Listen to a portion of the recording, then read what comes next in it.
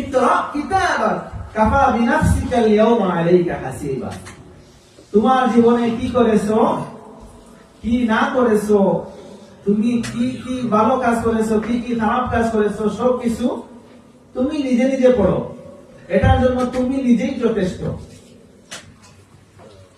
তখন মানুষ কি করবে?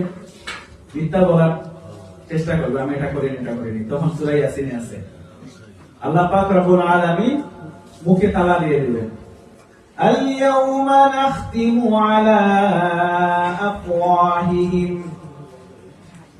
মুখকে বন্ধ করে দিবেন, ওয়া তুকাল্লিমুনা আইদিহিম ওয়া তাশহাদু আরজুলুহুম, তখন আমার হাত, আমার পা আমার বিরুদ্ধে সাক্ষী দেওয়া শুরু করবে।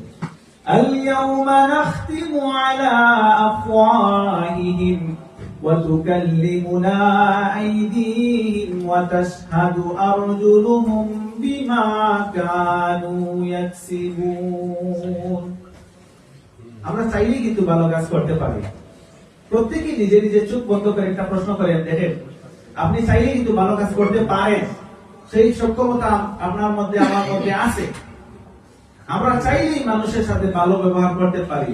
আখলাকে হামিদা, যেটার কথা আমি বললাম, আখলাকটা দুই প্রকার, আখলাকে হামিদা, আখলাকে জামিমা। এই আখলাকটা আমরা চাইলেই কিন্তু হামিদার অন্তর্ভুক্ত হতে পারি, প্রশংসনীয় আখলাকের ভালো চরিত্রের অধিকারী আমরা হতে পারি। একটা কথা আমরা এভাবেই পড়েছি যে ব্যবহারে বংশের পরিচয়।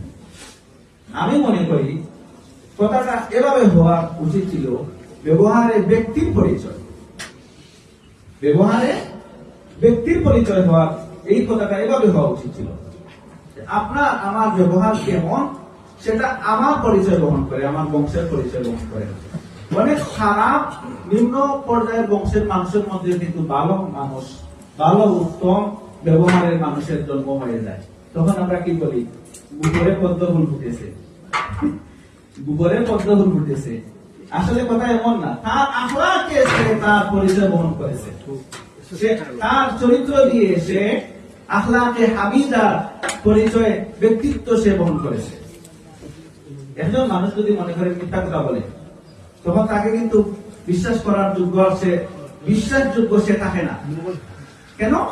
সে তার চরিত্র দিয়ে, সে তার ব্যবহার দিয়ে এটা বুঝিয়ে দিয়েছে যে আমাকে তুমি বিশ্বাস করার মতো যোগ্যতা আমি রাখি না। এটাই তার পরিচয়। তাহলে এটা তো তার বংশের পরিচয় হতে পারে না, এটা তার পরিচয়। সেজন্য কথাটা আমি মনে করি আর কি, আমার ক্ষুদ্র জ্ঞানে যতটুকু ধরে